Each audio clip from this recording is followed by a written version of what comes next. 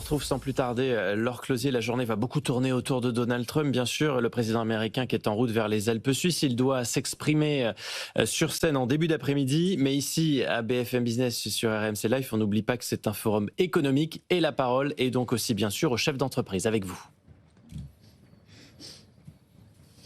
Absolument, Erwan. Et les chefs d'entreprise, ils ont beaucoup parlé intelligence artificielle hier. C'était un peu la journée française. On est avec Denis Machuel. Bonjour, vous êtes le directeur général d'Adecco. On va parler d'emploi évidemment avec vous dans un instant. Mais avant ce forum, dans une tension particulière quand même ce matin. Hier, cette journée française avec ses annonces sur l'intelligence artificielle. Il y a deux sujets. Il y a l'IA, il y a Trump et Yann Lequin. C'est les deux sujets ici à Davos. Sur l'intelligence artificielle, vous qui regardez l'emploi de très près, on a des atouts clairement en France. C'est pas uniquement de la communication de la part d'Emmanuel Macron.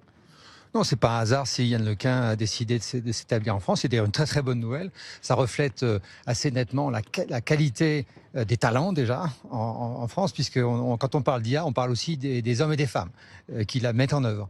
Et donc c'est un choix stratégique qui a été fait et qui est une très bonne nouvelle pour la France, mais qui est simplement le reflet de la qualité du système éducatif, du fait que la France est aussi un territoire stable, qui offre un environnement pour le business qui est plutôt favorable. Hein. On est toujours attractif. Bien sûr qu'on l'est, bien sûr. Alors, et d'ailleurs, les chefs d'entreprise en France ou à l'étranger avec lesquels je parle aujourd'hui nous disent bien que oui, il y a de l'incertitude.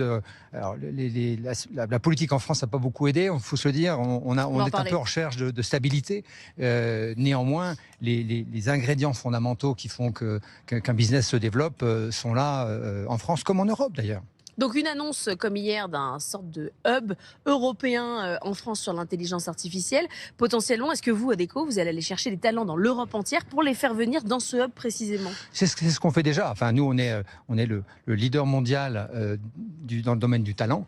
Et notre priorité, c'est toujours d'aller chercher les talents là où ils sont. On voit bien que, notamment en Europe, il y a une fluidité du marché qui est liée à ce marché unique, qui a apporté beaucoup d'atouts à l'Europe en elle-même. Donc, bien sûr qu'on va accompagner ce mouvement. On a notre filiale d'ingénierie à Codis qui est très avancée sur l'IA depuis des années. Et donc, c'est très, très prometteur, tout cela. Bon, il y a quand même nos sujets budgétaires. Lundi, quand on est arrivé ici à Davos, c'était encore un peu un sujet dans la tête des chefs d'entreprise. À quel point aujourd'hui, vous avez l'impression que l'annonce de la surtaxe, le fait qu'on sur les impôts, il n'y aura pas de baisse de la CVAE à attendre, ça a un impact direct sur les recrutements ?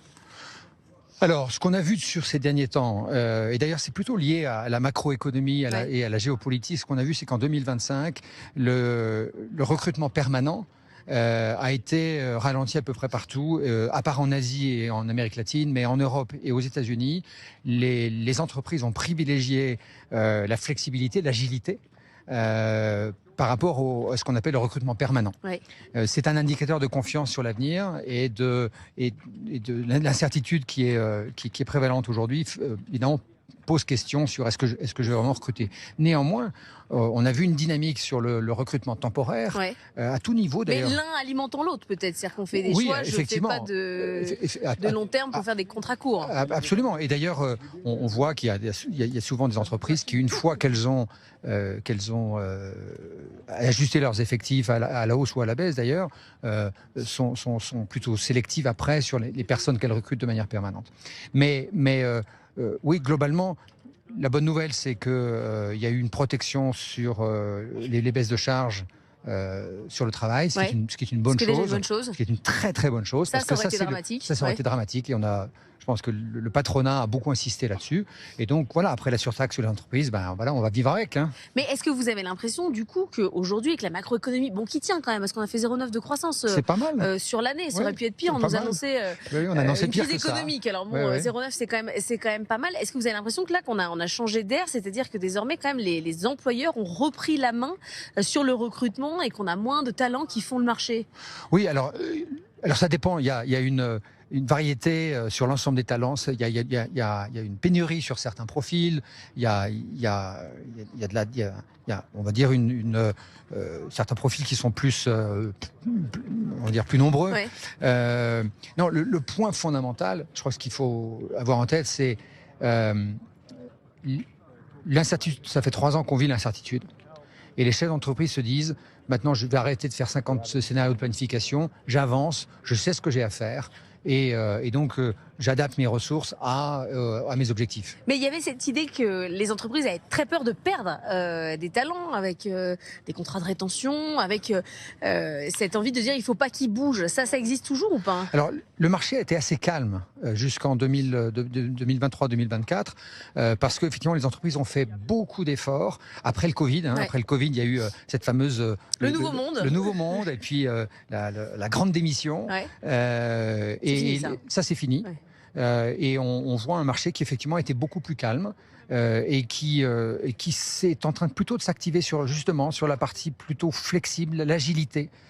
Que sur des grandes masses de recrutement qui étaient plutôt du 2021-2022. Aujourd'hui, vous nous parlez de tensions. Où est-ce qu'il y a encore aujourd'hui des très très fortes tensions sur le recrutement? Il y a des tensions alors, sur certains profils technologiques, notamment sur l'IA. On voit bien sûr qu'il y a beaucoup de demandes. Écoles d'IA, oui, bien sûr. Mais vous savez, c'est long. C'est long, et puis il faut le temps de former les gens, etc. Il y a aussi, dans certains domaines, comme la santé, dans l'hospitalité, sur des profils moins qualifiés, mais néanmoins qui sont essentiels à la vie dans la société, il y a une vraie demande actuellement et une pénurie de talents. Merci beaucoup, Denis Machuel, d'avoir été avec nous ce matin dans la matinale de l'économie depuis Davos.